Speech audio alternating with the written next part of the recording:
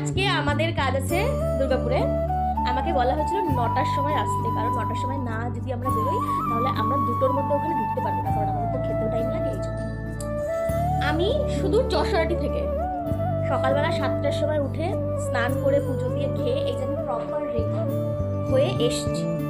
এসে আমি ভাবলাম যে আমি নামবো টোটো থেকে, তারপর আমি গাড়ি করে চলে যাবো। তারপর আমি এখানে এসে দেখি মেকআপ আর্টিস্টের বাড়িতে এই যে গরম জল হচ্ছে,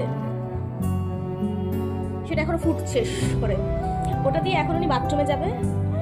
তারপর ওনার যা কাজে বাজ আছে সব কিছু সারবে, তারপরে উনি রেডি হবে। আর সেটা 1 ঘন্টাও হতে পারে, 1.5 ঘন্টাতেও হতে পারে।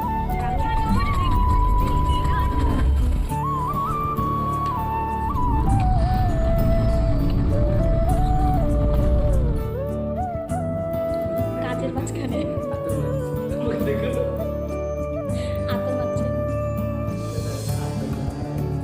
কাজের মাঝখানে ব্রাইড গেছে ওয়াশরুমে।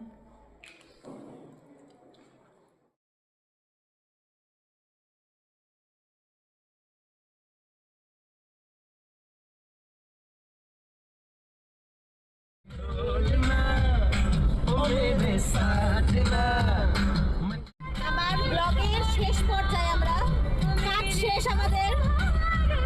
আমরা দুজন অসহায় লোকজন যে কিনা মেকআপ আর্টিস্টের অত্যাচার সহ্য করছে এই বাজে গান শুনে।